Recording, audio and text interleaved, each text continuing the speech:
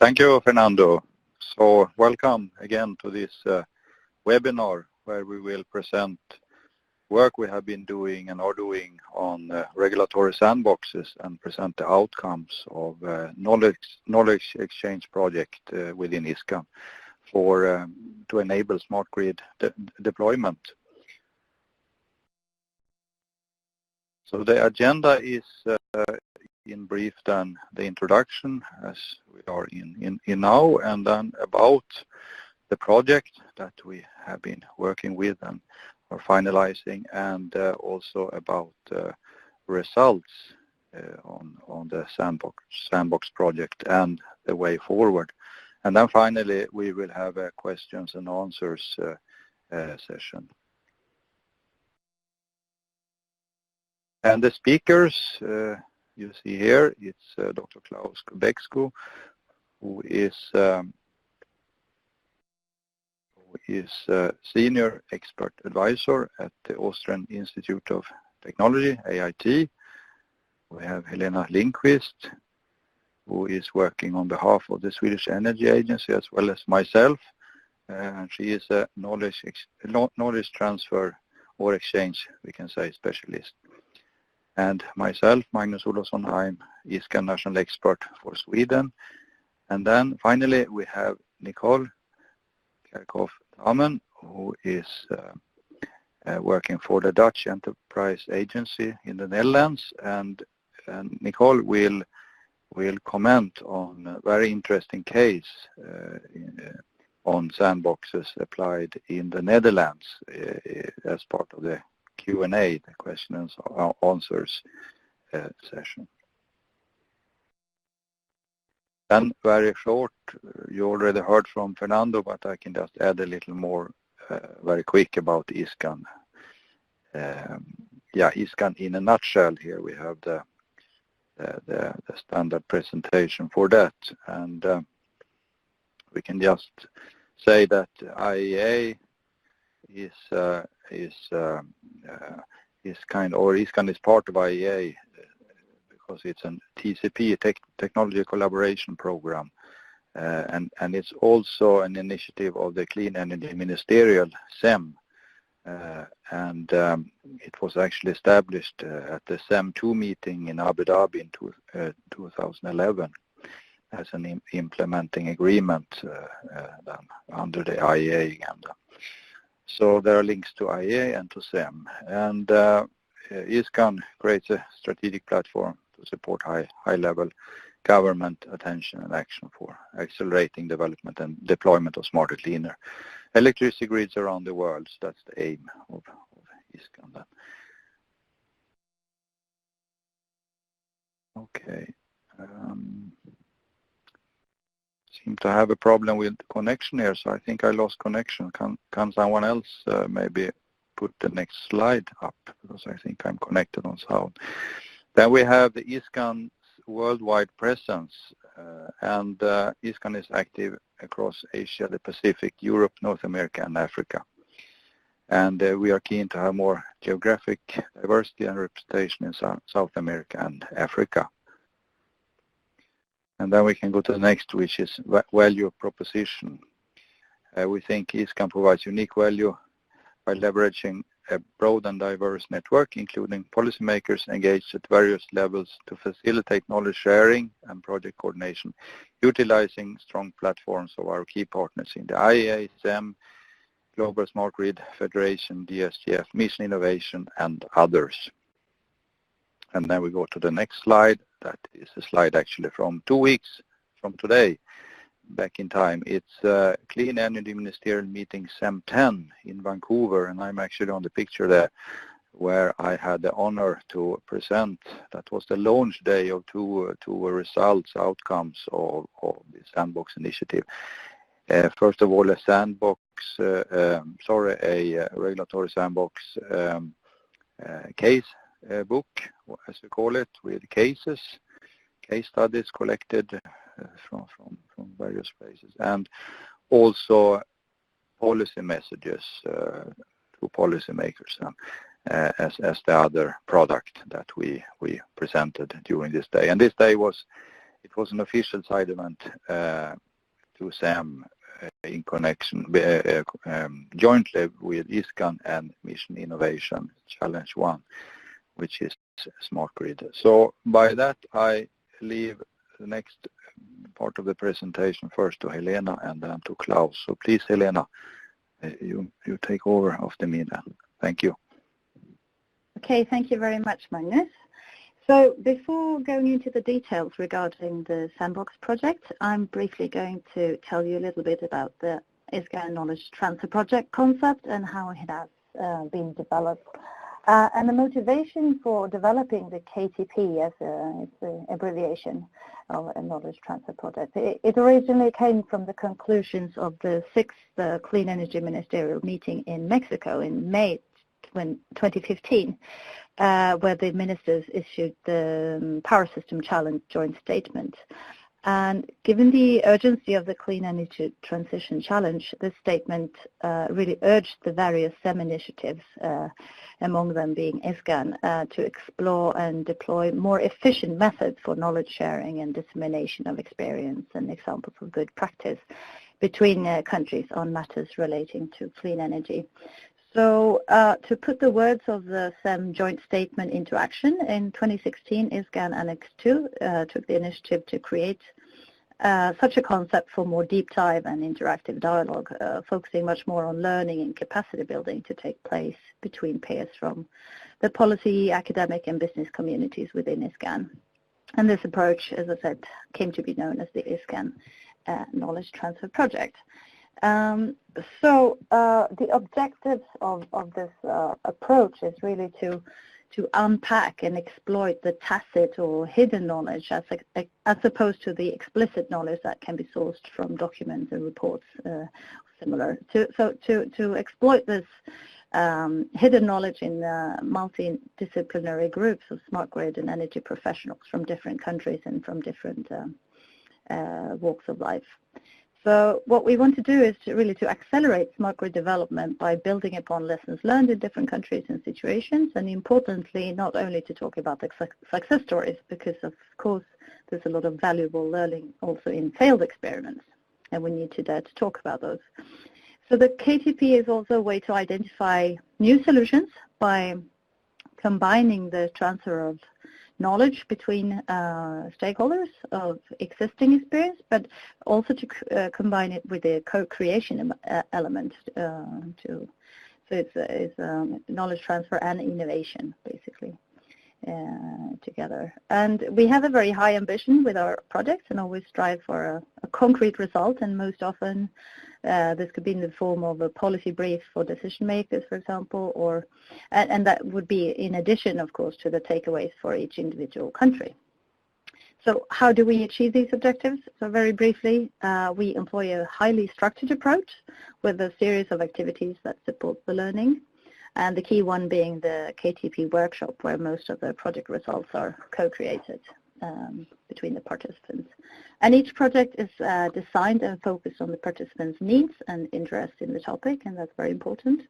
And to create a good atmosphere for learning and sharing experiences, we use a highly interactive and very informal format whereby peers work together on defining challenges and identifying solutions.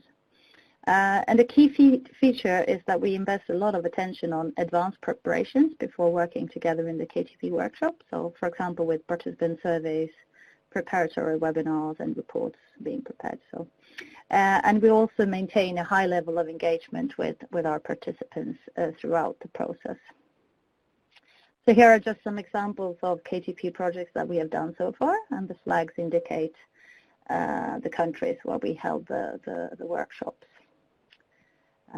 Yep, and so coming a bit closer to the topic of this webinar on the experimental sandboxes for smart grid.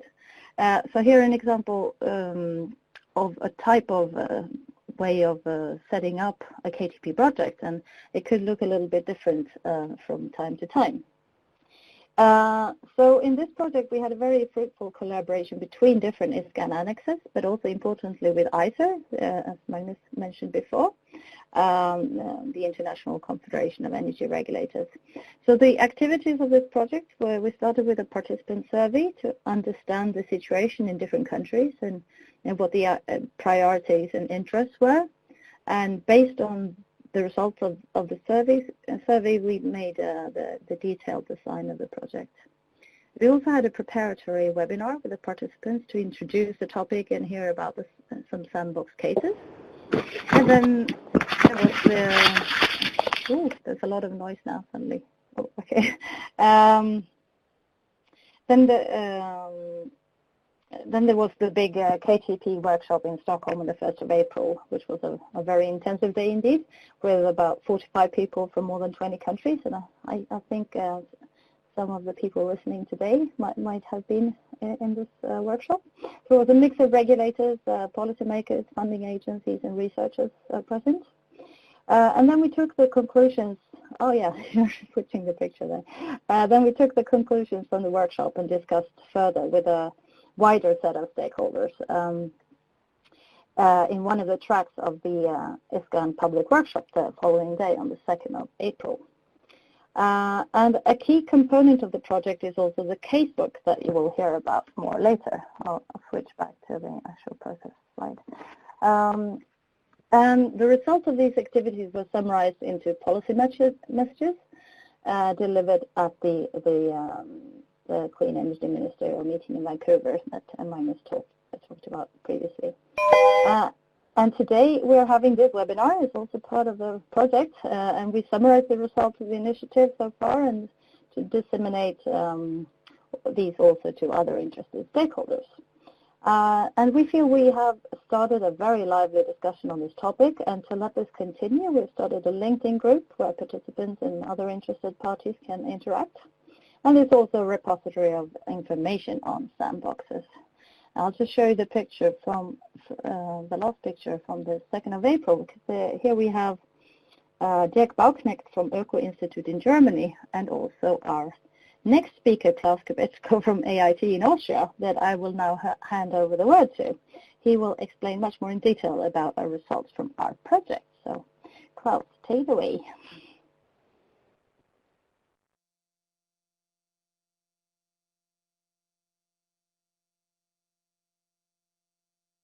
Yeah, Klaus?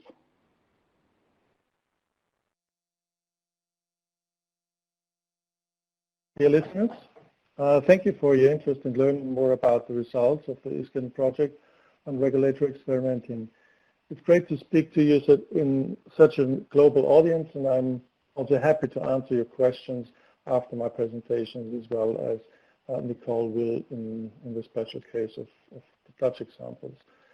I will give you a brief information about motivations, understanding, and current status for countries involved in our activities. Then I will explain the scope and innovation goals, giving some examples, particularly from the Netherlands and also Italy, to illustrate this. After this, I will give you a brief summary of what you can expect from ISGAN Casebook and what were the main conclusions, ideas, and discussion points from the KTP workshop in Stockholm. And finally, I will summarize the policy messages that were communicated to the Clean Energy Ministerial this May in Canada. So let me start with the motivation for focusing on regulatory experimental sandboxes. There is a strong need for speeding up energy transition, which is acknowledged by basically all stakeholders now, and thus also innovation and replication processes in the energy system are to be speeded up. The current status in many countries is that demonstration and pilot projects have already shown the technological possibilities. However, those projects take place under very specific conditions and within the limits of a given context conditions. One of these context conditions is regulation.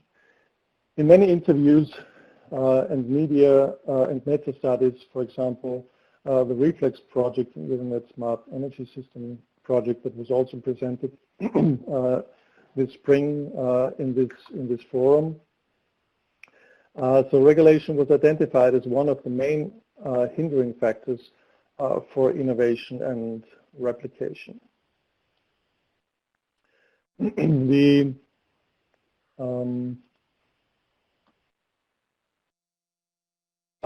I don't intend to discuss the definitions of what kind of regulatory experimenting is taking place in different countries. Still, there are several terms used which can be interpreted differently. If you want to learn more about this, please refer to the introductory section of the ISGAN Casebook.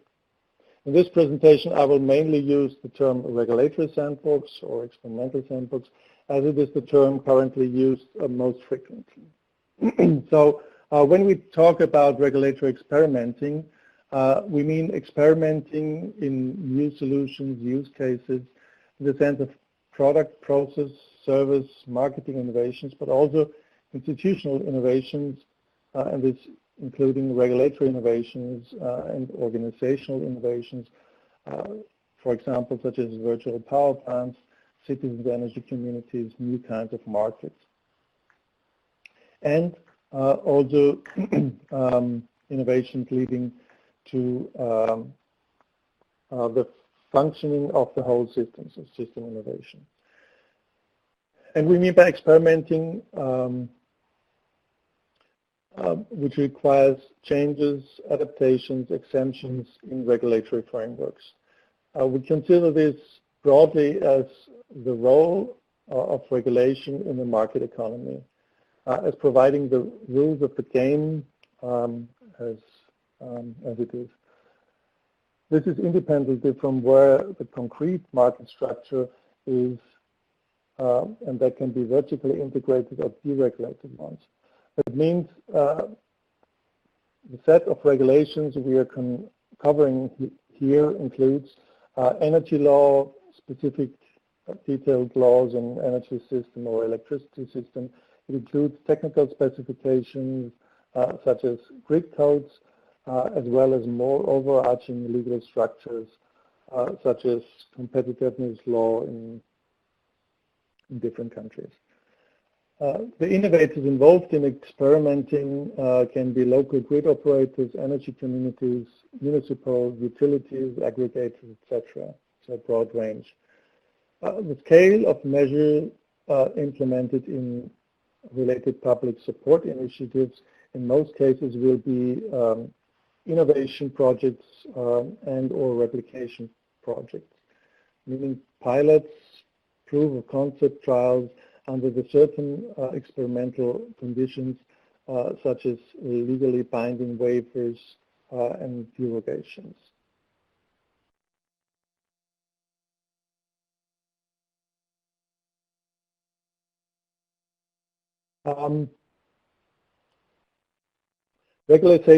Regulated sandbox programs become more widespread, and globally we have identified in the project 7 countries that already have implemented sandbox programs, or the framework conditions for sandbox programs, which are Germany, Italy, South Korea, the Netherlands, Singapore, and United Kingdom. And 8 countries are in the stage of discussing, designing, or proposing a sandbox program for implementation. Those countries are Australia, Austria, Denmark, France, Ireland, Norway, Spain, and Sweden. Just today, Austria issued the first call for the so-called Energiefreiraum, or Energy Free Space program, a €5 million program to lower the barriers for the implementation of innovation solutions. This slide just shows where initiatives are taking place or are planned. It's no indication of the success of such programs, as this all is in a very early stage and there are rather only very few evaluation results available. In the preparatory survey for the KTP workshop, one question was, what should the scope of a sandbox program be? And the interviewees could select several of the points, and there was a response of 25 respondents from 15 countries. And so if you question yourself what is meant under other, for example, this includes blockchain initiatives for distributed ledgers. So the message of this is basically the scope is often beyond smart grid only, so only electricity grids, but mostly so those are mostly in combination with sector coupling and or energy storage. Nearly all participants considered flexibility issues as the key challenge. And only some seem to consider smart homes, so behind what's happening behind the meter as a question relevant for sandbox problems. Now you might ask yourself what those experiments are that are granted exemptions. Now one example, and Nicole might give you more details later on if you're interested. The Schonship in Amsterdam, it's a so-called project network, and it's an operational project network. In this overall project, there are 46 sustainable floating water houses that are planned in the complex at the canal in Amsterdam North. You can see the current status where we are. So there are already several houses built and constructed. And on the right side, you will see like the connection box for the electricity connections here, which is one of the main issues. So the exemption is through the Dutch Experiment Electricity Act. These homes are intended to be energy self-sufficient as possible and have a private smart electricity grid, which will be installed basically behind the meter under parentheses. So Schonship will inhabit 105 inhabitants, have 500 solar panels and 30 heat pumps installed, and will use zero gas. The house owners agreed to have a limited capacity for connecting to the grid, and this is the most interesting feature here from the side of those house owners.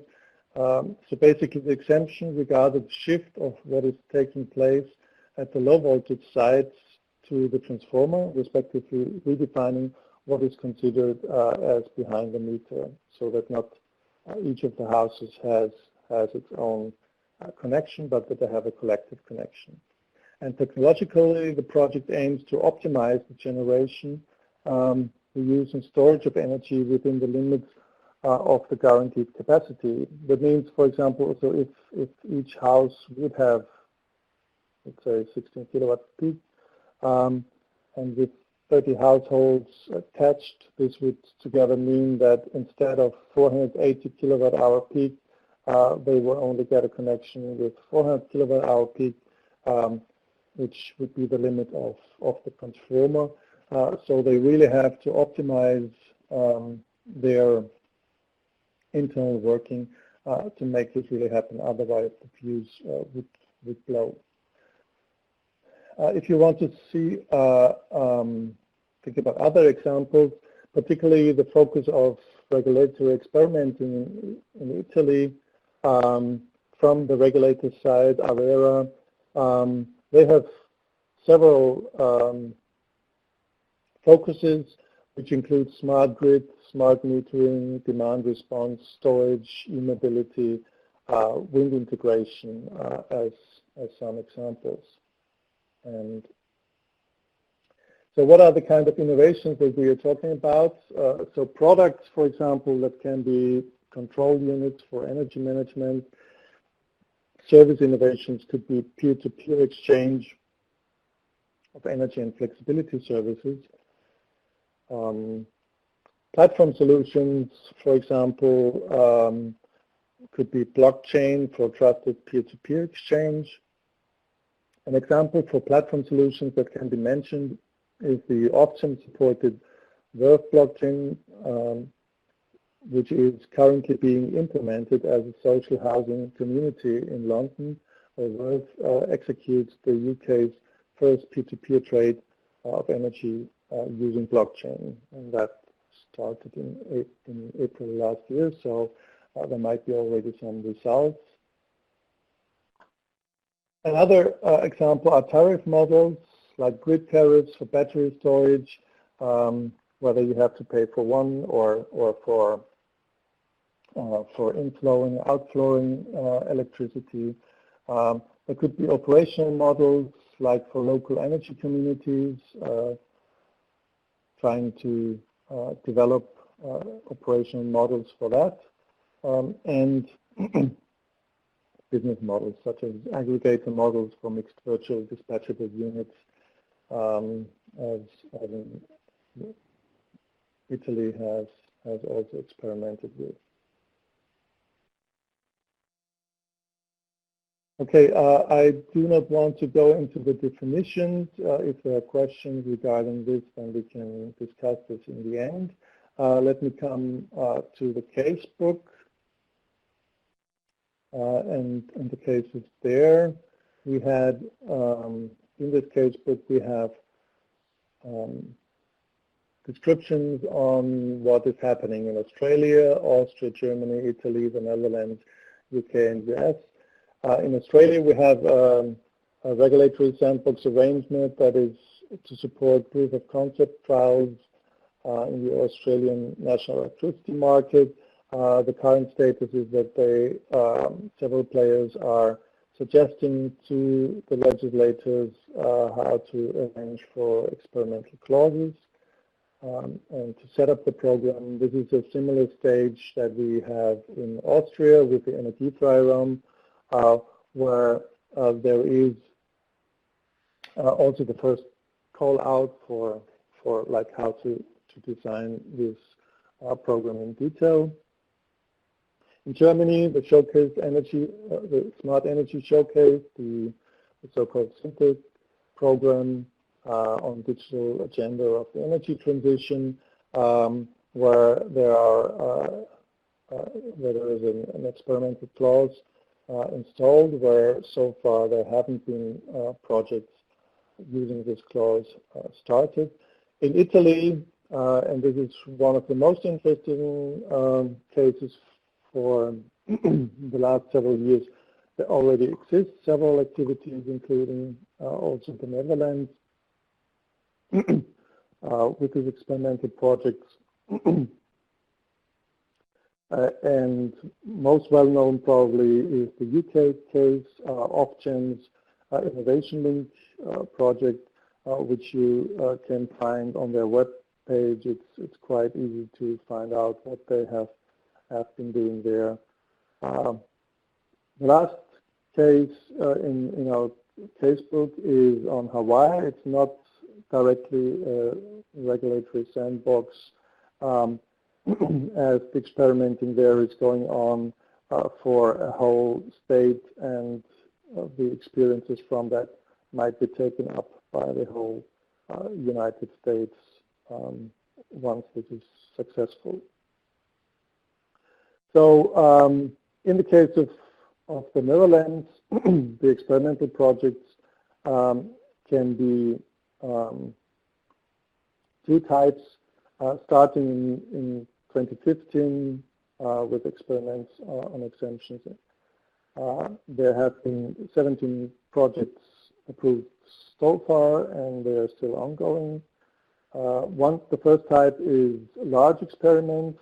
Large experiments means experimenting in the distribution system operators group with a maximum of 10,000 customers using electricity. And the other one is this, what I already mentioned, the project network, a joint energy network of up to 500 customers with only one DSO connecting to the grid. The waiver holder may combine production, supply, and management of the local electricity grid. Compared to a large experiment, they can also operate a local electricity grid. And the applicant in this case is a cooperative or a homeowner association.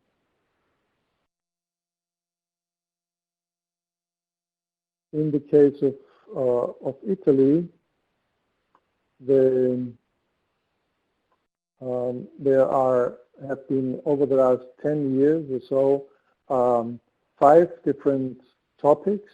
In Italy, the regulator is identifying the issues, the questions, and doing this calls more top-down with respect to the topics compared to, for example, off-chain in the UK. So they identified this, and to give an example for smart electricity grids, the first one on advanced solutions and functionalities. The goal was to test in the real field the management of active electricity distribution networks. And in this case, the derogation was to be able to give an extra remuneration of capital costs of 2% to ordinary return rate for a period of 12 years. So this is some kind of incentive to for the investment in this case. They also had experiments on utility scale energy storage systems and dynamic thermal rating of transmission lines, EV charging pilot projects, chain 2 performance in the second generation of smart meters, improving the functionalities of smart meters, and in the last round on flexibility and demand response through aggregation.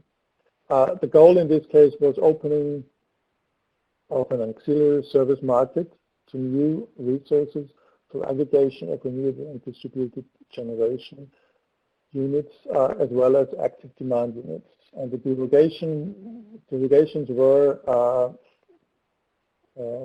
several. Number one, relaxing the minimum threshold for participating in the auxiliary service market from 10 megawatt and to 1 megawatt. So there could be more actors involved in that, more small actors. Number two, the renewable sources generation unit and the demand units were allowed, providing that the virtual aggregator unit would reach the threshold of this 1 megawatt. And third, the possibility to different entities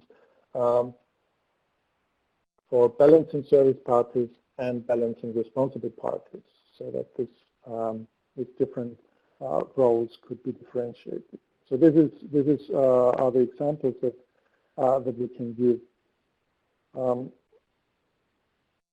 Now let me give you just a brief overview of our discussions that we had in the KTP Sandbox workshop and new ideas.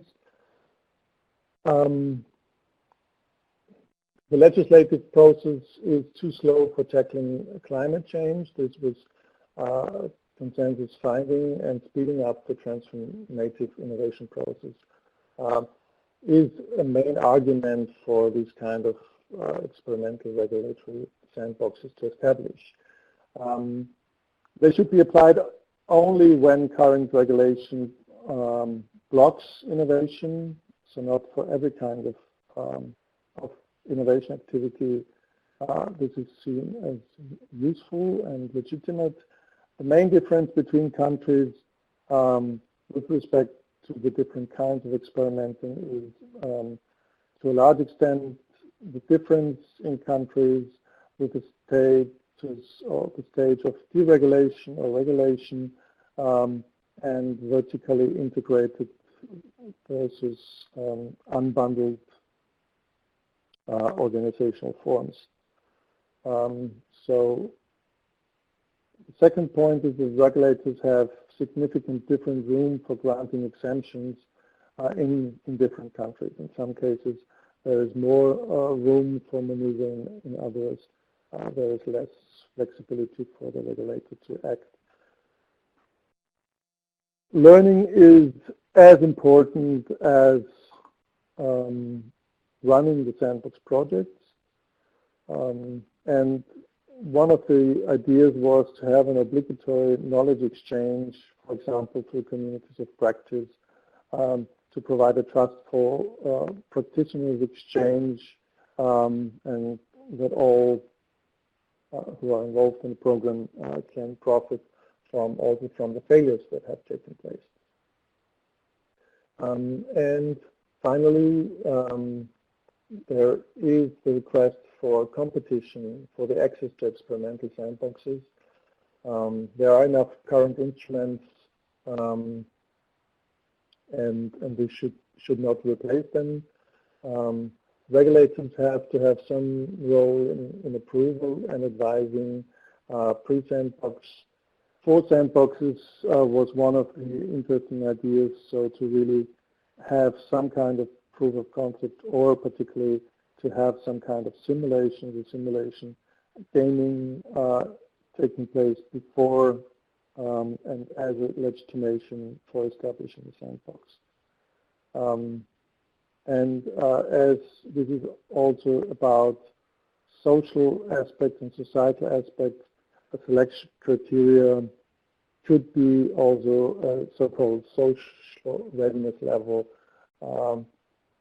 as different to the technological readiness level. We also had some open discussions. Particularly regulators had also their comments and the discussion points, which I also want to raise here in addition. Sandbox granting only after traditional projects successfully have been carried out. So to say the next phase, prioritizing of projects should include a significant benefit for society, not just an economic benefit. Limited access,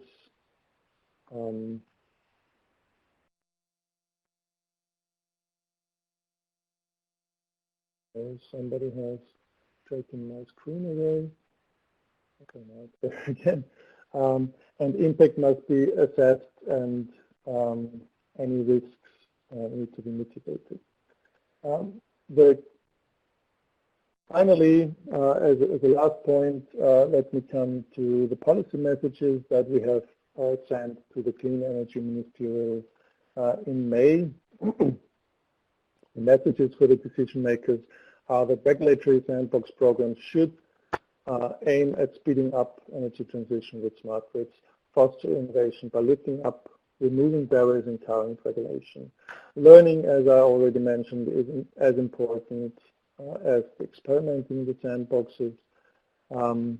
Regulatory bodies may tell whether a regulatory exemption is necessary or not, so there is an advisory function also that is very interesting in those programs. Learning among innovators can be intensified and should be intensified to avoid making mistakes that already others have made. For regulatory bodies and legislators, the trials in the regulatory sandboxes provide valuable evidence to help understand whether and how regulation should change permanently. So this is an important feature for speeding up the process. And policies have to be orchestrated with complementary actions. It's not only innovation policies, but research and innovation policy instruments should be aligned with legislative measures, with, for example, also innovation-oriented regulatory bodies and activities, and the instruments of energy policy. The involvement of the regulatory bodies is key they should be involved in enabling sandbox programs from the beginning and should have an active role in fostering innovation towards more sustainable energy systems. And the overall aim should be to change the goals for regulatory bodies towards a balanced weight on long and short-term social and societal benefits, so that they can also act more towards the needs of climate change and other societal questions. So this rounds up the presentation and the summary of what we have been working on, and thank you for your attention. And